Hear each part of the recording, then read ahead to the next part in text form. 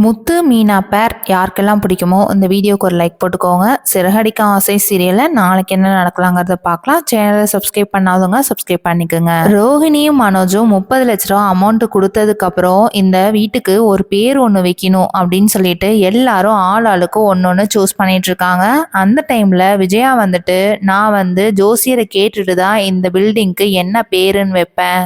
ஜோசியரை வீட்டுக்கு கூட்டிட்டு வந்ததுக்கு அப்புறம் ஒரு பேர் ஒன்று சூஸ் பண்ணிட்டு விஜயா அந்த பேரை 3 தடவை சொல்றாங்க. விஜயாவும் அந்த பேரை 3 தடவை சொல்லிட்டு ரொம்பவே சந்தோஷப்பட்டுட்டு இருக்காங்க. அடுத்த நாள் காலையில ரவி ஸ்ருதி 2 பேருமே நாங்க ஆபீஸ் போகணும்னு சொல்லிட்டு கிளம்பிடுறாங்க.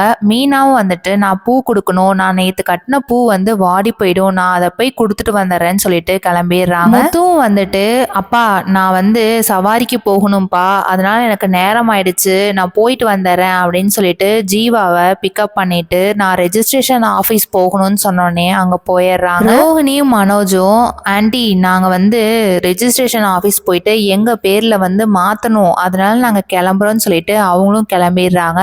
ஜீவாவும் அதே ரெஜிஸ்ட்ரேஷன் ஆஃபீஸ் போறாங்க. மனோஜும் ரோஹிணியும் ரெஜிஸ்ட்ரேஷன் ஆஃபீஸ்ல ரொம்ப நேரமா வெயிட் பண்ணுவாங்க. அவங்க சைன் போடவே வரமாட்டாங்க. ரோஹிணி பயங்கரமா டென்ஷன் ஆயிட்டு இருப்பாங்க. அந்த டைம்ல ஜீவா மனோஜ் ரோஹிணி பார்த்துட்டு டென்ஷன் ஆயிட்டு திருப்பி காருக்கே போயிடுறாங்க. முத்து என்னங்க மேடம் இப்பதான் உள்ள போனீங்க, அதுக்குள்ள வெளியில வந்துட்டீங்க அப்படின்னு சொன்னோடனே ஆமா நான் யாரு 2 பேர்த்தையும் பார்க்க கூடாதுன்னு சொன்னனோ அவங்களவே பார்த்துட்டு எனக்கு ரொம்பவே டென்ஷனா இருக்கு அப்படின்னு சொன்னோடனே முத்து நீங்க யாருன்னு சொல்லுங்க மேடம் நான் பாத்துக்கிறேன். ஜீவா மனோஜ் தான் பண்ணாங்கிறத சொல்ல போறாங்களா இல்ல என்னங்கிறத வெயிட் பண்ணி பார்க்கலாம். தேங்க்ஸ் ஃபார் வாட்சிங்.